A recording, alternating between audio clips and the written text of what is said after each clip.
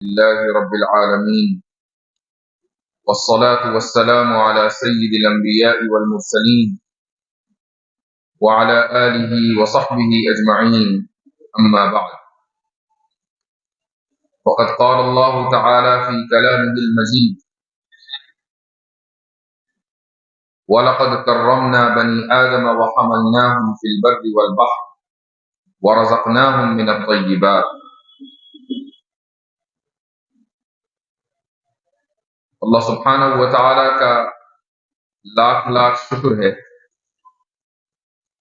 کہ اس نے ہمیں نہ صرف یہ کہ رسول اکرم صلی اللہ علیہ وسلم کی امت کا فرد بنایا، بلکہ اس امت کے مسائل کی فکر مندی بھی عطا کی ہے، اور اسی فکر مندی کا مظہر آج کا یہ اجتماع ہے کہ جس میں ماشاء اللہ اکثریت یہاں کے علماء کی ہے۔ اللہ سبحانہ و تعالی سے دعا ہے کہ ہمارے یہاں جمع ہونے کو قبول فرمائے۔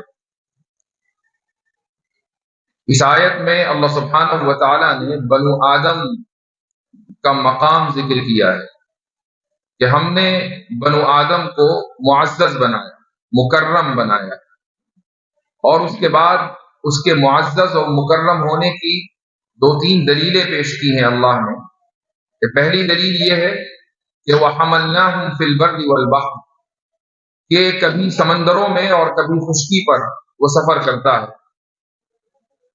یہ خصوصیت جانوروں کو حاصل نہیں ہے۔ اس کے بعد اللہ تعالیٰ فرماتا ہے کہ وَرَزَقْنَاهُمْ مِنَ الطَّيِّبَاتِ، پاکیزہ رزق عطا کیا، اور پھر یہ فرماتا ہے کہ وَفَضَّلْنَاهُمْ عَلَى كَثِيرٍ مِّمَّنْ خَلَقْنَا تَفْضِيلًا، کہ اپنی بہت سی مخلوقات پر اس نے انسان کو، بنو آدم کو فضیلت دی۔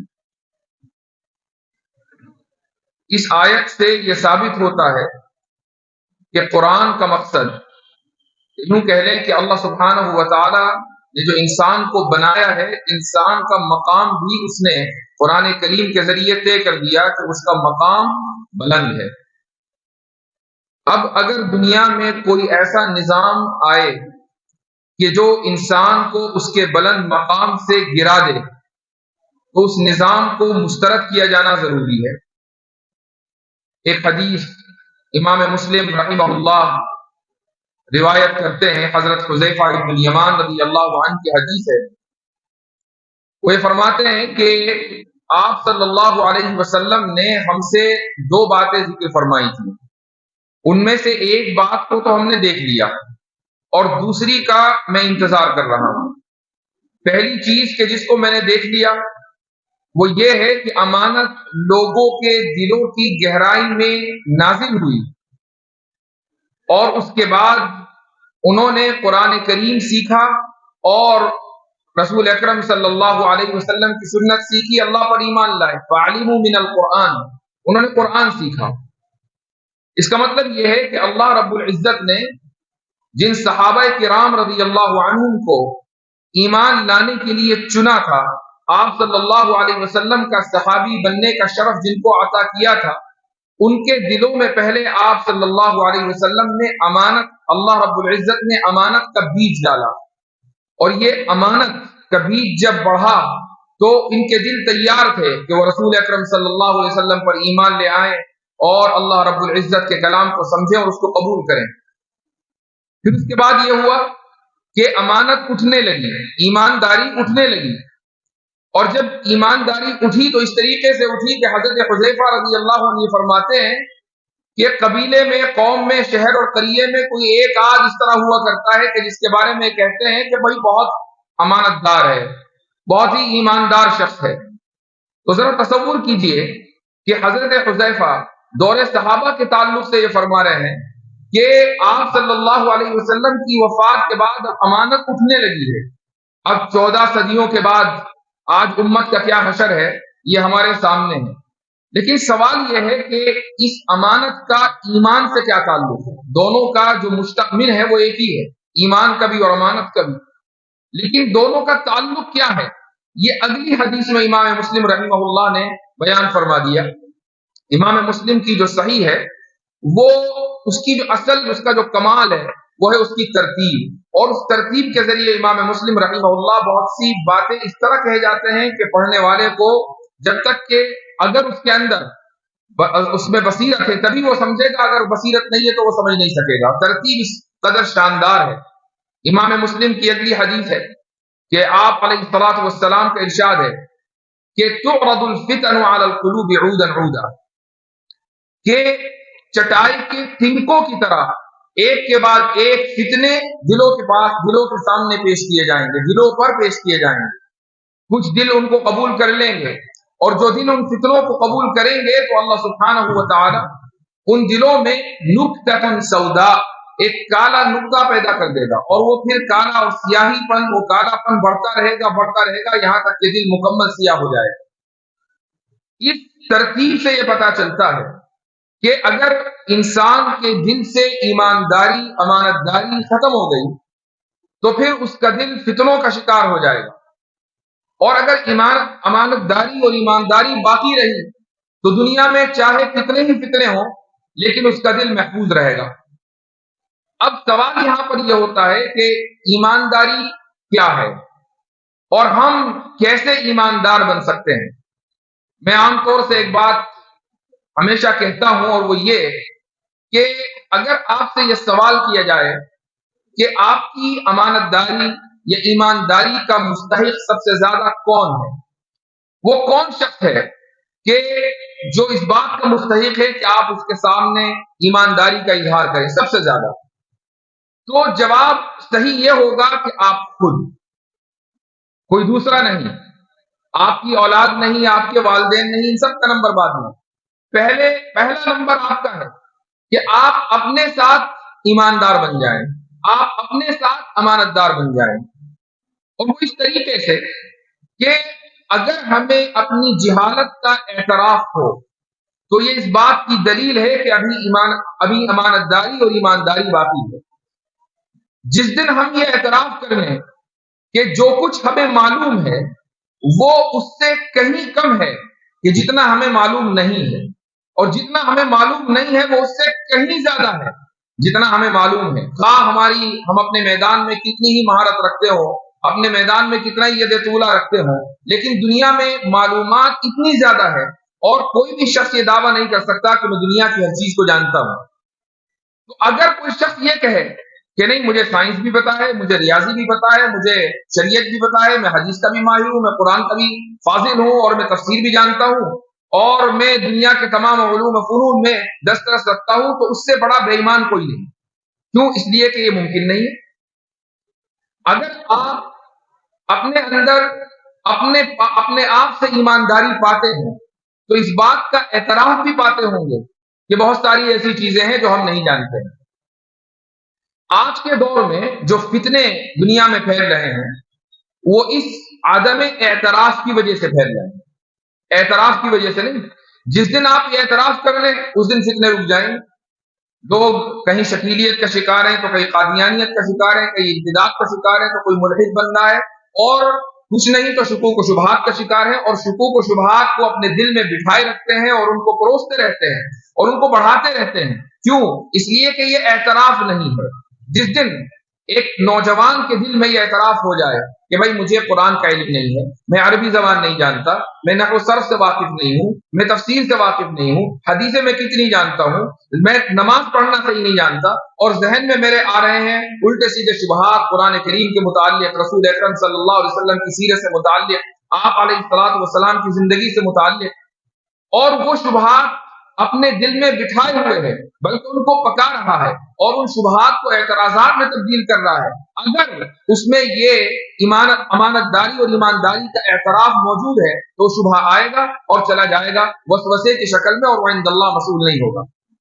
لیکن اگر وہ بے ایمان ہے, اور بے ایمانی کا مطلب یہ ہے کہ وہ یہ سمجھتا ہے کہ نہیں میں تو سب جانتا ہوں, سائنس کا مجھے مکمل علم ہے, یہ گارنٹیڈ بات ہے کہ جو لوگ آپ کو جو نوجوان اسکولوں میں ہیں, کالجوں میں یا مختلف کوچنگ سینٹرز میں ملتے ہیں اور یہ سمجھتے ہیں کہ ہم نے فزکس کی کلاس لے لی, ہم نے میتھمیٹکس کی کلاس لے لی, ہم نے جیوگرافی پڑھ لی, ہم نے یہ اور وہ علوم پڑھ لیے, تو ہمیں مکمل دسترس ان علوم دنیاویہ کے اوپر ہو گئی یا علوم عصریہ پر ہو گئی، وہ لوگ سائنس کا ایک لفظ نہیں جانتے، وہ سائنٹزم کا شکار ہے۔ اب سائنٹزم کیا ہے یہ الگ موضوع ہے، آج کا ہمارا موضوع ہے لبرلزم، جو شکوک و شبہات کی بنیاد ہے۔ میں نے شروع میں جس آیت کا حوالہ دیا، اس آیت میں اللہ سبحانہ و تعالیٰ نے انسان کے مقام بلند کو ذکر کیا ہے، اور میں نے ابھی عرض کیا تھا کہ ہر وہ نظام جو انسان کو اس کے مقام بلند سے گرا دے، وہ نظام قابل مذمت ہے، قابل ترک ہے۔ مثلا آج کے دور میں جو صورتحال دنیا کی ہے، اور خصوصاً مغربی ممالک کی، اور دنیا ایک گاؤں بن چکی ہے، جو صورتحال اس وقت امریکہ کی ہے، یورپ کی ہے، یہ مت سمجھیے کہ ہمارے یہاں وہ نہیں ہے۔ انٹرنیٹ پر جو ہوتا ہے وہ یہاں پر آتا ہے، ہاں اس کو لوگوں کے مزاج کا حصہ بننے میں تھوڑا وقت لگتا ہے۔ یعنی جو چیزیں آج کی تاریخ میں مثلا امریکہ اور یورپ میں ہو رہی ہیں، وہی چیزیں آپ عموماً اپنی سڑکوں پر اور اپنے ارد گرد کے ماحول میں 5 سے 10 سال کے بعد دیکھیں گے۔ فتنہ بنتا وہاں ہے، اس کے بعد اس کی پیکیجنگ ہوتی ہے، اور اس کے بعد اس کو ایکسپورٹ کیا جاتا ہے، اور یہاں سب امپورٹ کرنے کے لیے بیٹھے ہوئے۔ تو یہ طریقہ کار اور نظام ہے جو اس وقت پوری دنیا میں چل رہا ہے۔ تو انسان اپنے اس مقام بلند سے اتنی پستیوں میں گر چکا ہے کہ اگر ہم ان پستیوں کا آپ کو دیکھنے لگیں تو سب لوگ حیرت زدہ ہو جائیں کہ دنیا میں ایسے بھی انسان بستے ہیں۔ مثال کے طور پر ایک جانور ہے، وہ کسی کو اگر مارتا ہے، شکار کرتا ہے، تو وہ صرف 2 وجہ سے کرتا ہے۔ یا تو اس کو بھوک لگی ہے اور اس کو بھوک مٹانی ہے، تو یہ نیچر کا حصہ ہے کہ وہ شکاری جانور شکار کرے گا، یا یہ کہ وہ خوف میں مبتلا ہے اور وہ اپنے آپ کو بچانا چاہتا ہے، تو 2 ہی وجہ سے وہ کسی کا شکار کرے گا یا کسی کو مارے گا۔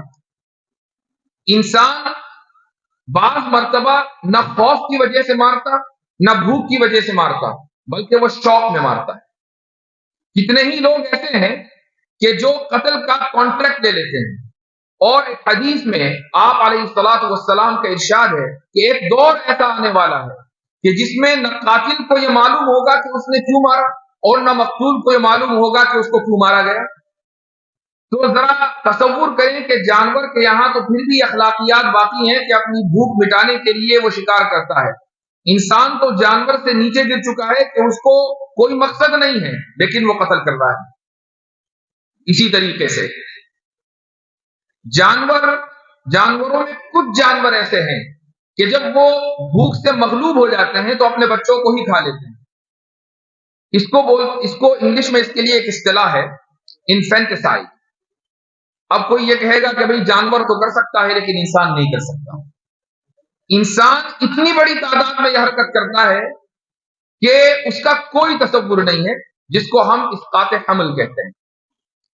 اب اسقاط حمل میں بعض مرتبہ عورتیں اپنے حمل کو 3 مہینے کے بعد، 4 مہینے کے بعد، 5 مہینے کے بعد، 9 مہینے سے یعنی وضع حمل سے بالکل پہلے اسقاط کراتی ہیں، اور یہ تعداد 1982 سے لے کر تقریباً 2020 کا جو ڈیٹا ہے وہ ہے 40 ملین، اور صرف امریکہ میں۔ اب دنیا بھر کا آپ ڈیٹا اٹھا لیں تو کتنی بڑی تعداد ہوگی۔ اور یہ جو اسقاط حمل ہوتا ہے یہ کیوں ہوتا ہے؟ یورپ اور امریکہ میں جو اسقاط حمل ہوتا ہے وہ صرف 2 وجہ سے ہوتا ہے۔ پہلی وجہ یہ ہے کہ مرد یا عورت جو بھی اس پروسیس میں شامل ہیں، جو بھی یہ کام کرتے ہیں، وہ ایک پولیٹیکل اسٹیٹمنٹ دینا چاہتے ہیں۔ پولیٹیکل اسٹیٹمنٹ یعنی سیاسی بیانیہ۔ امریکہ میں ایک بحث چلتی ہے، وہ بحث یہ ہے کہ بھئی ہمیں چونکہ مکمل آزادی ہے تو اسقاط کی بھی آزادی ہونی چاہیے، اور دوسری طرف کچھ لوگ ایسے ہیں کہ نہیں، آزادی تو مکمل ہے لیکن اسقاط کی آزادی نہیں ہے، اسقاط حمل کی آزادی نہیں ہے۔ آپ نے دیکھا ہوگا کہ اس وقت امریکہ میں جو پارٹی الیکشن جیتی ہے، ٹرمپ کی پارٹی، ان کو ریپبلکنز بولا جاتا ہے، اور جو پارٹی ہاری ہے ان کو ڈیموکریٹس بولا جاتا ہے۔ ڈیموکریٹس اور ریپبلکن کے جو ایجنڈے ہوتے ہیں الیکشن کے، ان میں اسقاط حمل سے فہرست ہوتا ہے۔ ڈیموکریٹس یہ کہتے ہیں کہ عورتوں کو اسقاط حمل کی آزادی ہے، اور ریپبلکنز یہ کہتے ہیں کہ اسقاط حمل کی عورتوں کو آزادی نہیں ہے۔ تو ڈیموکریٹ سے وابستہ جو خواتین ہوتی ہیں وہ اسقاط حمل محض اس لیے کراتی ہیں تاکہ ان کی وابستگی اس پارٹی سے باقی رہے، ان کے سامنے کوئی دوسرا مقصد نہیں ہوتا، اور اس طریقے سے ہزاروں لاکھوں کی تعداد میں یہ ابورشنز ہوتے ہیں۔ یا پھر یہ کہ اپنی ملازمت اپنے کیریئر کی وجہ سے اسقاط حمل کرایا جاتا ہے.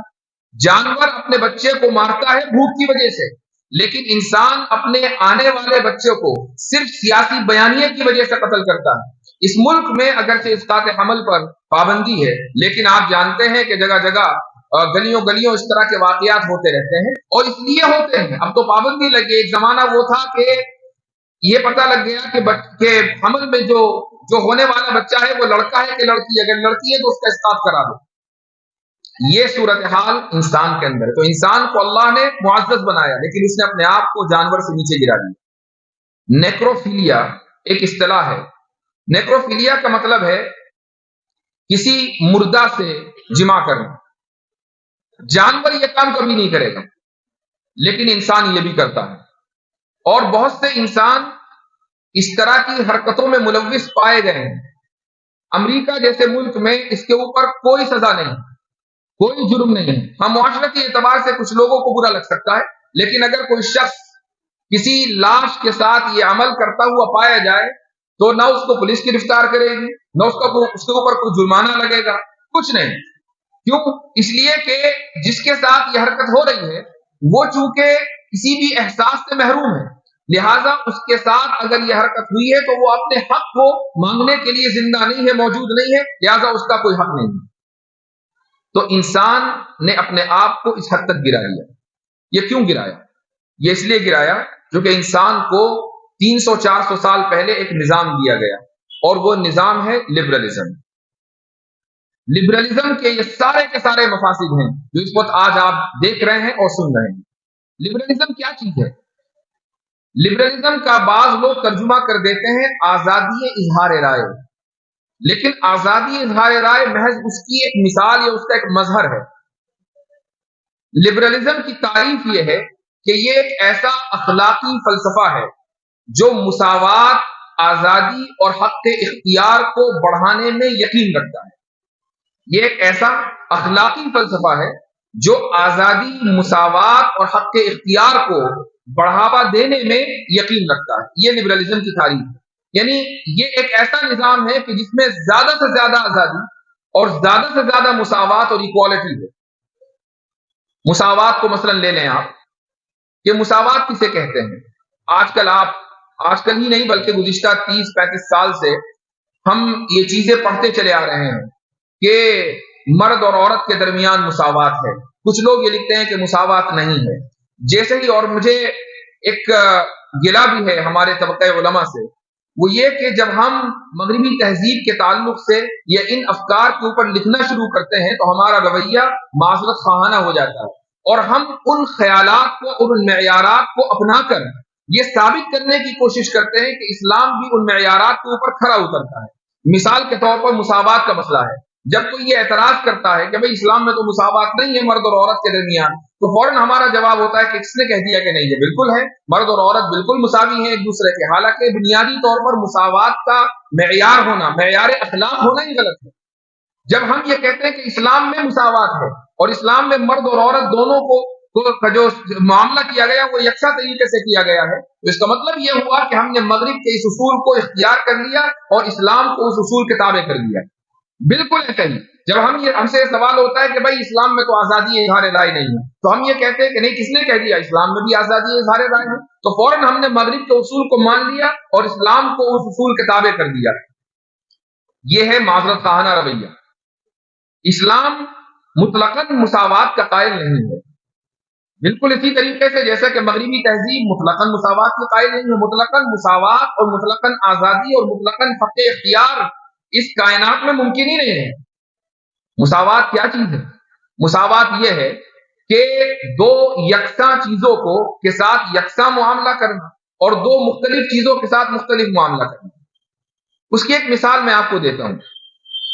مثلا یہ مجمع یہاں موجود ہے اور میں کسی شخص کو دیکھ کر یہ کہوں کہ بھائی آپ فوراً اٹھ جائیے اور یہاں سے نکل جائیے. کیوں؟ اس لیے کہ ہو سکتا ہے کہ میرے پاس یہ معلومات ہو کہ یہ شخص اپنے لوگوں میں سے نہیں ہے، یہ مثلا شکیلی ہے، یہ مثلا قادیانی ہے، یہ مثلا مرتد ہے، یہ جاسوس ہے دشمن کا، وغیرہ وغیرہ. اب میرا مجمع میں سے اس شخص کو منتخب کر کے نکال دینا اور اس کو یہاں سے بھگا دینا یہ بالکل جسٹیفائڈ ہوگا اور آپ سب لوگ اس کو بالکل تسلیم کریں گے اور کہیں گے کہ بالکل صحیح معاملہ ہوا.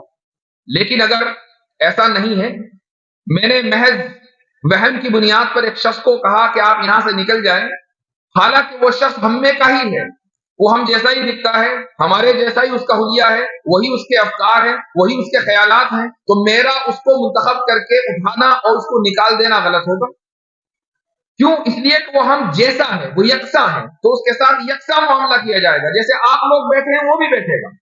لیکن اگر کوئی شخص مختلف ہے تو اس کے ساتھ مختلف معاملہ کیا جائے گا. آپ بیٹھیں گے وہ جائے گا. یہ مساوات ہے. اس کی ایک اور مثال آپ لیں. آپ مثلا کسی دارالفتہ میں ہیں، مفتی کا عہدہ آپ کے پاس ہے، اور آپ کا ایک دوست آپ کے پاس آیا جس کے بارے میں آپ اچھی طرح جانتے ہیں، اس کے احوال و قواعد سے واقف ہیں، اس کی صحت کیسی ہے اس سے واقف ہیں، اور وہ آپ سے آ کر یہ کہتا ہے کہ مفتی صاحب مجھے یہ فتویٰ چاہیے کہ یہ جو ڈرنک ہے یہ میرے لیے درست ہے یا نہیں. اور آپ چونکہ پہلے سے واقف ہیں کہ یہ شخص شوگر کا مریض ہے، تو آپ یہ کہیں کہ نہیں یہ تمہارے لیے درست نہیں ہے.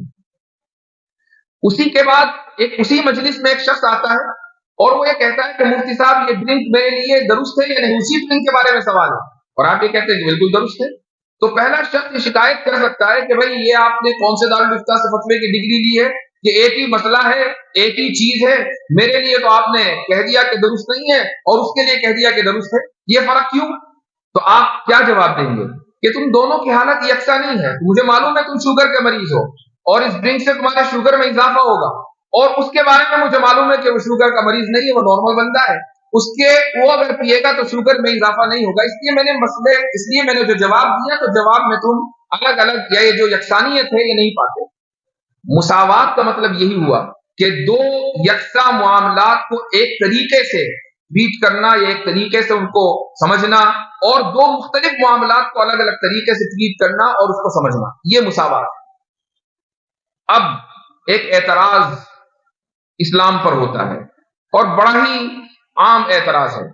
اعتراض یہ ہوتا ہے کہ اگر کوئی اسلامی حکومت ہے تو وہاں پر مسلمان کو تو جزیہ نہیں دینا، لیکن ذمی کو جزیہ دینا پڑتا ہے اور جزیہ دے کر اپنا تحفظ خریدنا پڑتا ہے. لیکن ایک مسلمان ہے تو وہ کبھی جزیہ نہیں دیتا اور اپنے تحفظ نہیں خریدتا. تو یہ جو ایک ہی ملک کے شہری ہیں ان کے ساتھ الگ الگ معاملہ کیوں ہوتا ہے؟ یہ اعتراض عام طور سے شبہے کی شکل میں بہت سے نوجوانوں کے دلوں میں پایا جاتا ہے، اور ملحدین و مرتدین تو عام طور سے یہ اعتراض اٹھاتے ہی اٹھاتے ہیں. تو اس کا جواب یہ ہے کہ ذمی اور مسلمان اگرچہ ایک ہی حکومت کے تحت رہ رہے ہوں، اگرچہ اسلامی حکومت کے سٹیزنز و شہری ہوں، لیکن دونوں یکساں نہیں ہیں. یہ یکساں کیوں نہیں ہے؟ کوئی یہ کہہ سکتا ہے کہ اس لیے نہیں ہے کہ ایک کا عقیدہ کچھ ہے دوسرے کا عقیدہ کچھ ہے، وہ تو ہے ہی اپنی جگہ. لیکن ذمیوں کے بارے میں حکم یہ ہے کہ ان کو فوج میں شامل نہیں ہونا ہے، ان کی کوئی ضرورت نہیں. ہاں، ہر مسلمان فوجی ہے ایک اسلامی حکومت کا، تو جب ان کو فوج میں شامل ہی نہیں ہونا تو حفاظت ان کی کون کرے گا؟ حفاظت تو مسلمان کریں گے. جب ان کو فوج میں شامل نہیں ہونا تو وہ اپنی حفاظت نہیں کریں گے، ان کی حفاظت کی جائے گی. مسلمان تو حفاظت فراہم کرنے والا ہے، تحفظ فراہم کرنے والا ہے، ان کو تحفظ فراہم کیا جائے گا. لہٰذا ان کی ذمہ داری یہ ہے کہ تم جزیہ دو، اور مسلمان کی ذمہ داری یہ ہے کہ تمہیں جزیے کی ضرورت نہیں ہے. یہی وجہ ہے کہ اگر کوئی ذمی اس خواہش کا اظہار کرے کہ مجھے بھی فوج میں بھرتی ہونا ہے تو جزیہ اس سے ساقط ہو جاتا ہے. تو دونوں معاملات یکساں نہیں ہیں. جب دونوں یکساں نہیں ہیں تو ان کے ساتھ یکساں معاملہ نہیں کیا جائے گا.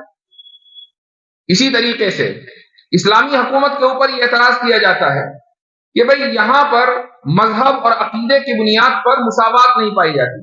مثلا ایک مسلمان کو تو یہ حق ہوتا ہے کہ وہ اپنے دین کی بات کرے، اپنے دین کی تبلیغ کرے، لیکن ایک ذمی کو یہ حق نہیں ہوتا کہ وہ اپنے دین کی تبلیغ کرے.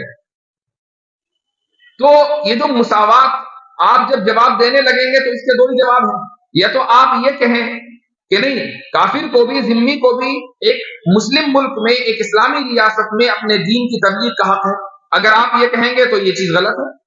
اور اگر آپ یہ کہیں کہ تبلیغ کا حق نہیں ہے، اگرچہ میں مساوات کو اہم ترین اصول تسلیم کرتا ہوں لیکن اس کو تبلیغ کا حق نہیں ہے، تو آپ کا اصول ٹوٹ جاتا ہے. تو پھر اس کا کیا جواب ہوگا؟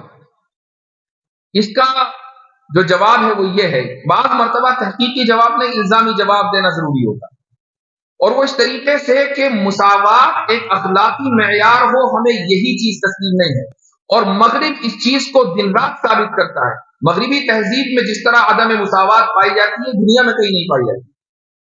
مثلا دنیا کی ایک واحد ریاست کہ جہاں نسلی بنیادوں پر عدم مساوات ہو، وہ ایک ہی ہے، اور مغرب کی پروردہ ہے، اور مغرب اس کی حمایت میں دن رات کھڑا ہوا ہے، اور وہ ہے صہیونی ریاست۔ اگر کوئی شخص انڈیا میں ہو یا دنیا کے کسی بھی کونے میں، وہ یہ ثابت کر دے کہ وہ یہودی ہے، یہودی النسل ہے، تو باقاعدہ صہیونی ریاست اس کو خرچہ دے گی، ٹکٹ دے گی، اس کا پاسپورٹ آئے گا، شہریت اس کو دی جائے گی، اور وہ شہریت لے کر وہاں پہنچے گا۔ لیکن 1966 سے پہلے جتنے مسلمان وہاں آباد تھے، جو آج ریفیوجی کی شکل میں مختلف ملکوں میں اپنی زندگی گزار رہے ہیں، وہ اپنے گھروں میں واپس آنا چاہتے ہیں، واپس نہیں آ سکتے، حالانکہ وہ وہیں کے باشندے ہیں۔ کیوں؟ چونکہ ان کی نسل الگ ہے اور اس کی نسل الگ ہے، تو نسلی بنیادوں پر قانون بنا کر وہاں پر عدم مساوات کو نہ صرف یہ کہ اس کی ترویج کی جاتی ہے، بلکہ فخریہ پوری دنیا میں بیان کیا جاتا ہے، اور مغرب اس کے اوپر خوش ہے، اس کو کوئی مسئلہ نہیں ہے۔ تو اگر کوئی یہ کہے کہ عدم مساوات ایک غلط رویہ ہے، تو پھر اس سے یہ کہنا چاہیے کہ پھر اس غلط رویے کو ہر جگہ ٹھیک کرو، ان ملکوں میں بھی ٹھیک کرو کہ جن کی حمایت میں تم کھڑے ہو۔ ایسے ہی آپ تحقیقی جواب کے طور پر یہ بھی کہہ سکتے ہیں کہ ایک مسلمان کو اپنے ملک میں اسلامی حکومت میں دین کی بات کرنا اس کے لیے اس لیے درست ہے چونکہ دین اس ملک کا بنیادی کانسٹیٹیوشن ہے، یعنی پورا جو دستور ہے وہ اس دین کے اوپر کھڑا ہے، اس لیے تو اسلامی ریاست ہے۔ اب اگر کسی کافر کو، ذمی کو یہ حق دے دیا جائے کہ وہ یہودیت کی، عیسائیت کی یا کسی اور مذہب اور دین کی ترویج کرے، تو وہ اس دستور کے خلاف، اس ملک کے دستور کے خلاف تبلیغ کر رہا ہے۔ کیا دنیا کی کوئی ریاست، کیا دنیا کی کوئی حکومت اپنے ملک کے دستور کے خلاف بولنے کی اور دستور کے خلاف چیزوں کی نشر و اشاعت کی اپنے باشندوں کو اجازت دے سکتی ہے؟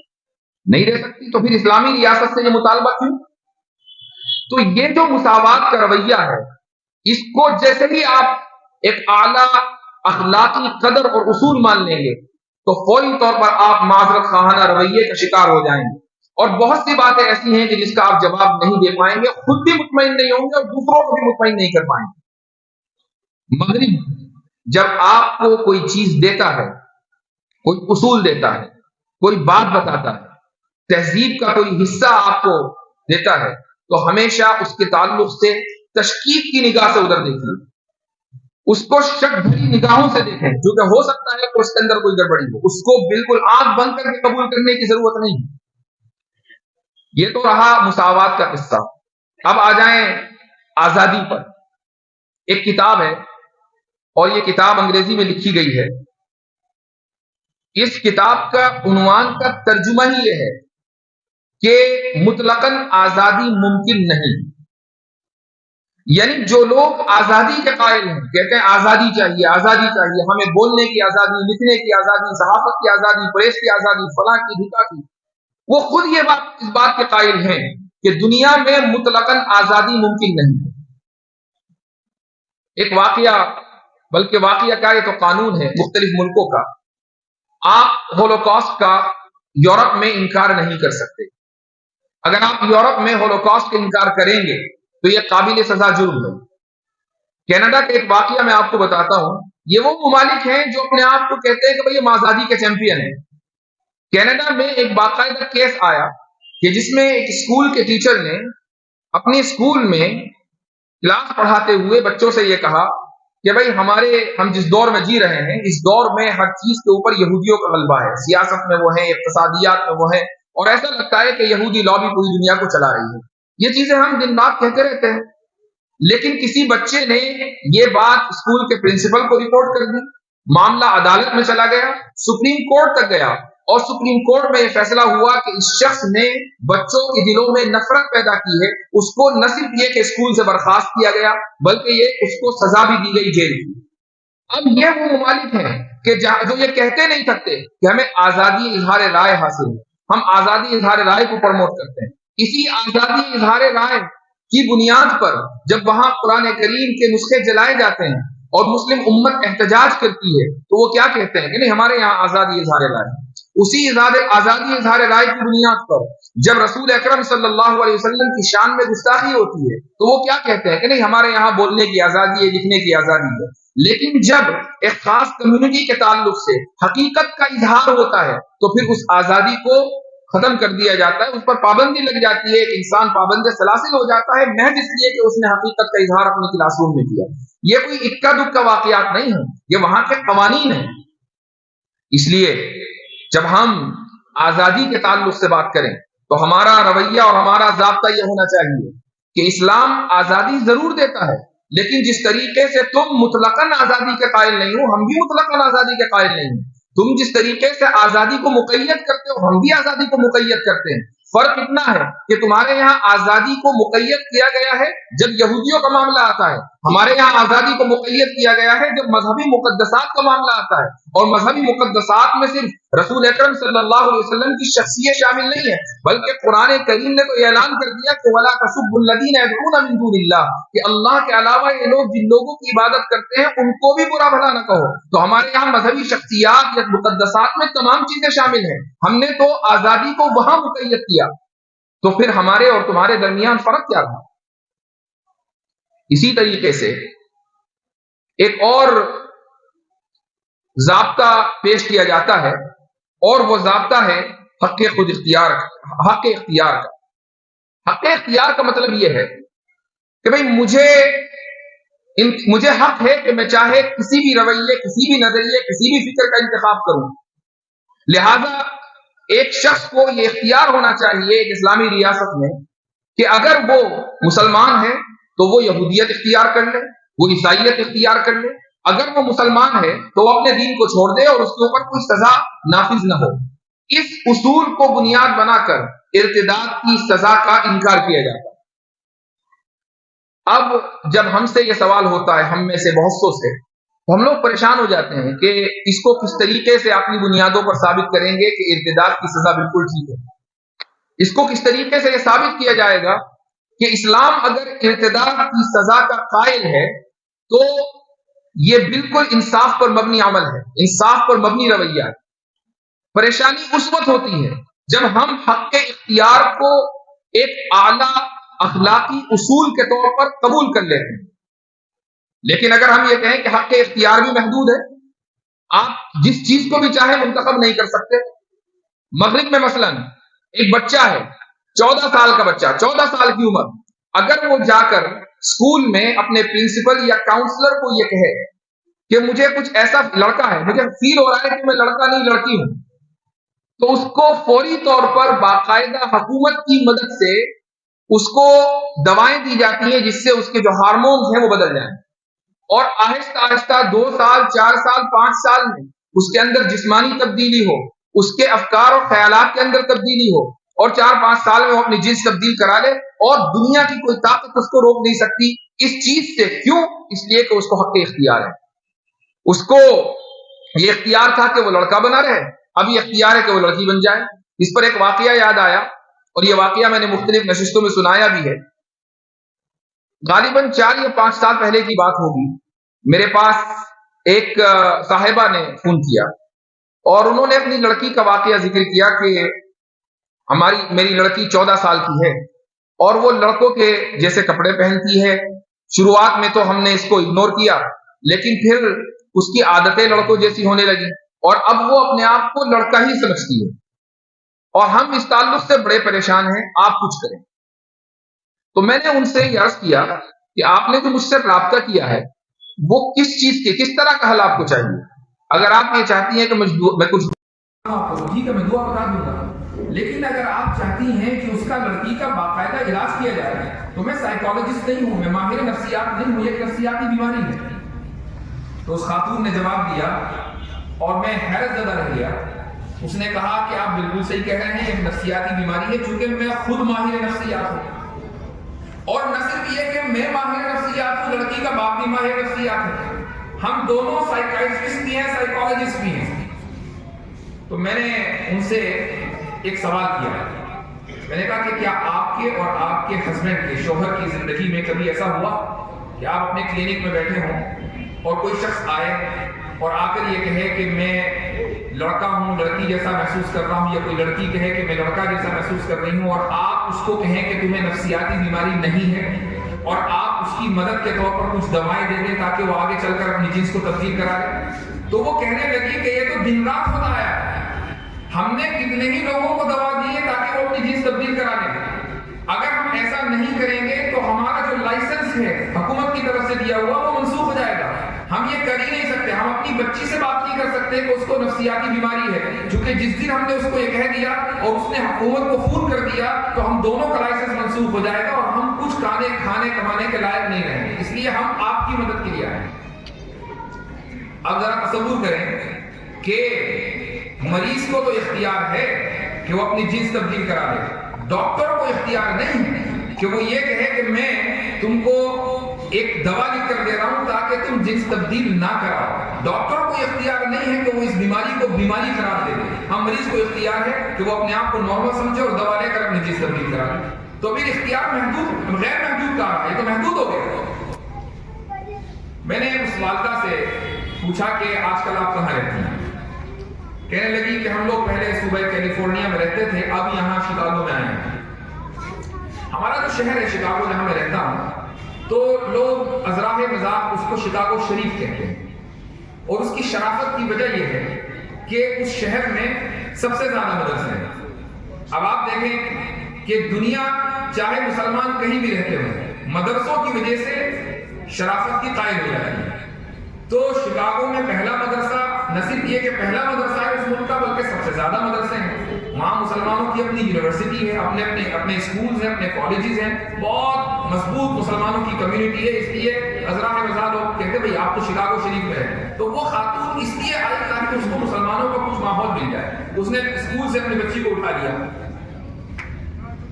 ایک سال کا عرصہ گزر گیا، اس کے بعد اس کا فون آیا کہ اب میری بیٹی واپس آ رہی ہے۔ تو میں نے اس سے پوچھا کہ کیسے؟ اس نے کہا کہ میں نے ماحول بدل دیا، اب میں اس کو ایک لڑکیوں کے مسلم اسکول میں بھیجتی ہوں، تو یہاں ماحول مختلف ہے، تو یہ جو خیالات اور وسوسے اس کو آتے تھے وہ چلے گئے۔ اس سے کیا ثابت ہوا؟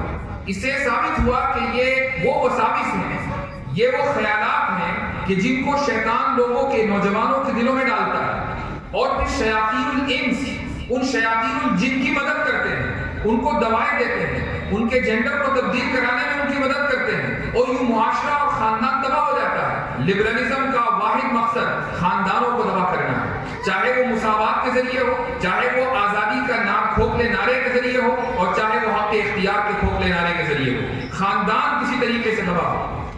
یہ لبرلزم کا بنیادی مقصد ہے۔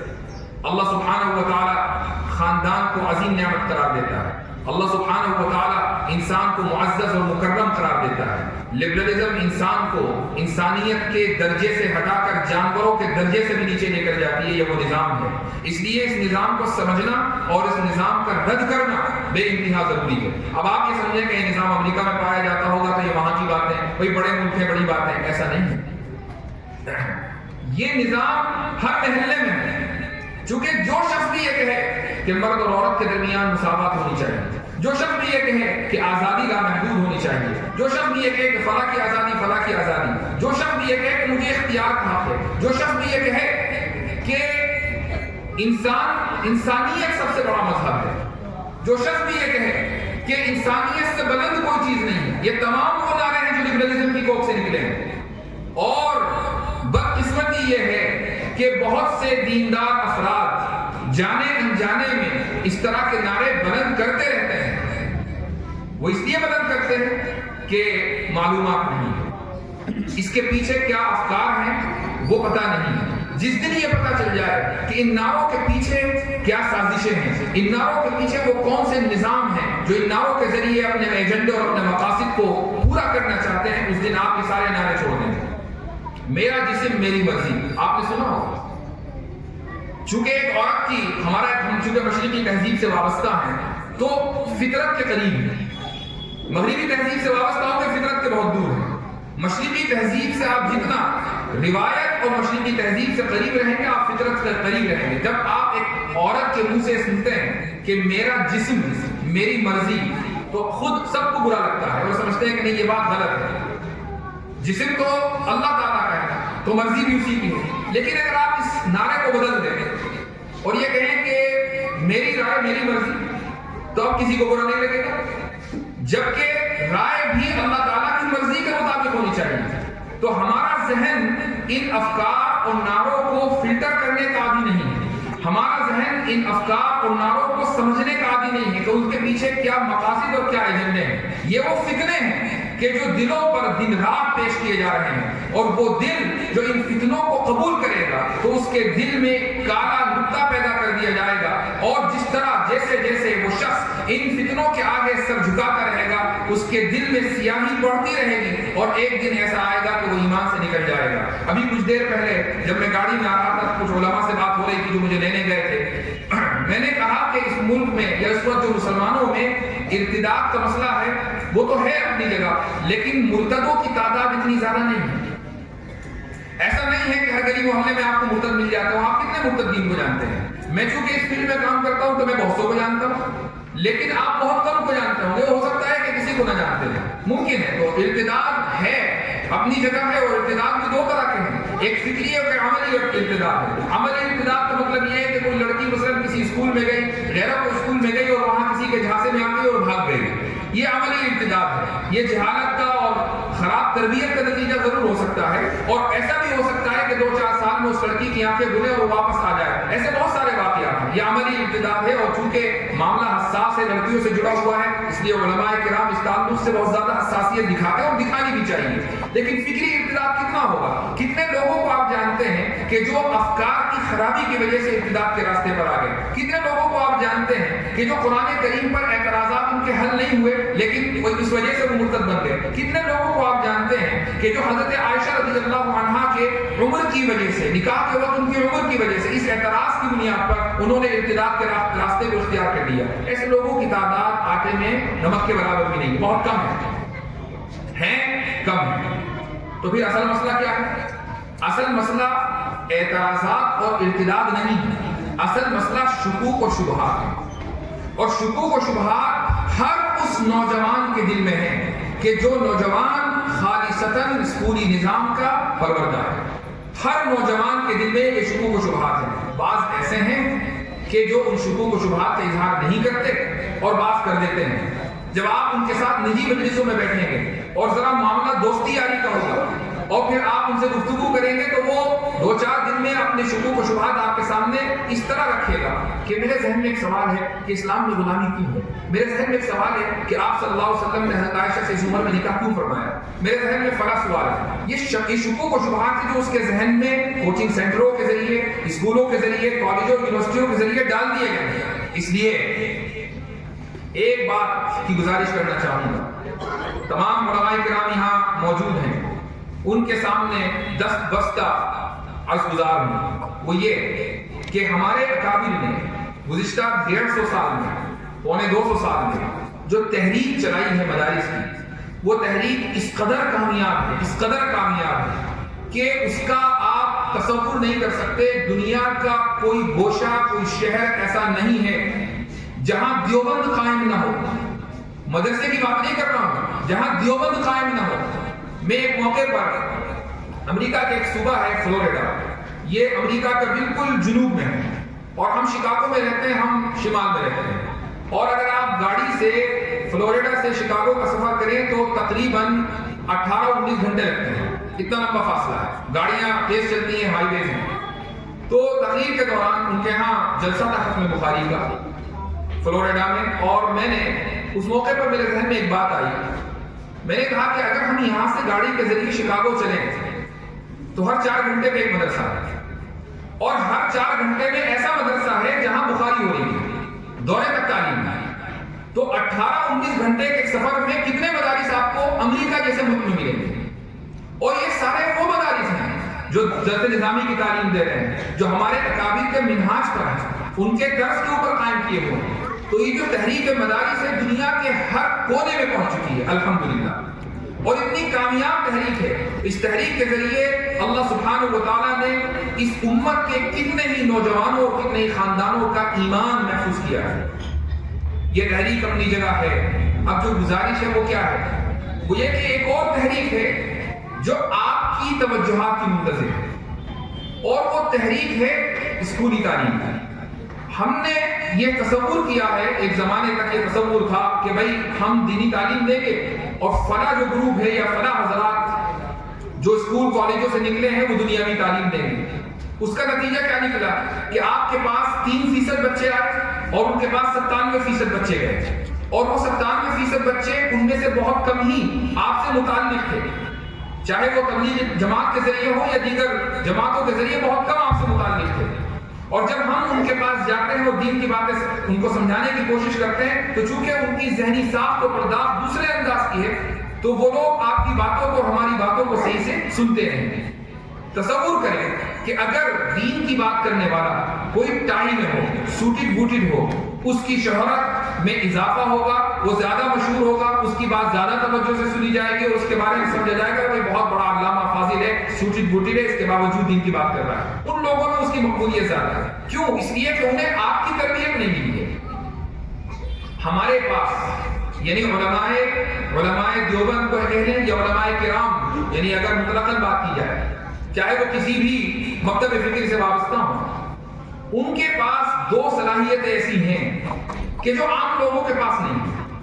پہلی صلاحیت ادارے چلانے کا فن، یہ جو مینجمنٹ ہے یہ علماء کرام کے پاس ہے.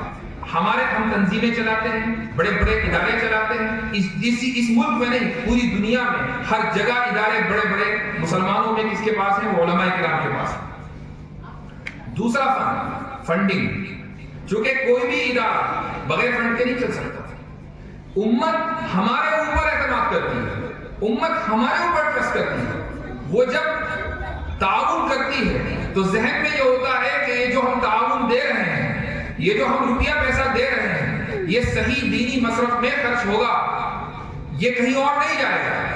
تو جب فنڈنگ کے سکلز آپ کے پاس ہیں اور مینجمنٹ کے سکلز آپ کے پاس ہیں اور ادارے آپ پہلے سے بڑے بڑے چھوٹے چھوٹے کلیا محلہ چلا رہے ہیں، تو ایک ایسا ادارہ قائم کرنے میں کیا مسئلہ ہو سکتا ہے کہ جس کا مینجمنٹ آپ کے ہاتھ میں ہو، فنڈنگ آپ کے ہاتھ میں ہو، نصاب پر آپ کا کنٹرول ہو، لیکن نصاب وہ ہو کہ جس کو پڑھنے کے بعد ہمارے بچے وہ بننا چاہتے ہوں جو ان کے دلوں ان کے والدین کی خواہش ہے. کوئی ڈاکٹر بننا ہے، کوئی انجینئر بننا ہے، مدرسے اپنی جگہ ہے. اگر آپ نے اسکول کے نظام کو اپنے ہاتھ میں نہیں لیا، یعنی اس کی سرپرستی نہیں کی، تو پھر یہ شکایتیں رہیں گی کہ فتنے آ رہے ہیں، کوئی قادیانی بن رہا ہے، کوئی شکیری بن رہا ہے، کوئی مرتد بن رہا ہے، شکوک و شبہات کا لوگ شکار ہو رہے ہیں، وغیرہ وغیرہ. لیکن اگر آپ نے سرپرستی ان اداروں کی بھی کی، ان پر بھی توجہات کی، ان طلباء کی بھی تربیت کی، ان کو بھی دین، تصوف اور سلوک سے جوڑا، ان کی بھی ذہنی ساخت و پرداخت اسی طریقے سے ہوئی جیسا کہ مدرسوں کے بچوں کی ہوتی ہے، تو پھر 3% کے ساتھ ساتھ وہ 97% بھی انشاءاللہ دین کے سپاہی ہوں گے، وہ دین کا تحفظ کرنے والے ہوں گے. ہو سکتا ہے کہ وہ کسی ایسے ڈپارٹمنٹ میں ہو کہ جہاں ہر طرف اجنبی لوگ ہوں، لیکن دین کا وہ پیغام نہیں چھوڑیں گے، وہ کلمہ نہیں چھوڑیں گے. اور یہ بات یاد رکھیں کہ اس طرح کے افراد جب دین ان کے اندر آتا ہے تو وہ اتنی مضبوطی کے ساتھ آتا ہے کہ وہ ہر طرح کے مخالف ماحول میں رہ کر اپنے دین کے ساتھ جمے رہتے ہیں. تو ایسے افراد کی سرپرستی اور ان کی تربیت کی ضرورت ہے، اور یہ سرپرستی اور تربیت علماء کرام کی جماعت ہی کر سکتی ہے. یہ توقع کرنا چھوڑ دیجئے کہ ہم مدرسوں میں بند رہیں گے اور دوسرے لوگ اسکول چلائیں گے اور اس کے بعد پھر بھی ایسی نسل نکلے گی جو دین کی محافظ ہوگی اور ان کے ذہنوں میں شکوک و شبہات نہیں ہوں گے. اگر یہ توقع ہے تو یہ خام خیالی ہے. اس لیے اس تعلق سے فکر کرنا بے انتہا ضروری ہے علماء کرام کے لیے. اللہ سبحانہ و تعالیٰ سے دعا ہے کہ ان تمام فتنوں سے ہمیں بچائے، امت مسلمہ کے ایمان کی حفاظت کرے. اللہ رب العزت سے دعا ہے کہ ہم سب کے یہاں جمع ہونے کو قبول فرمائے. جزاکم اللہ خیر الجزاء وآخر دعوانا الحمدللہ رب العالمین.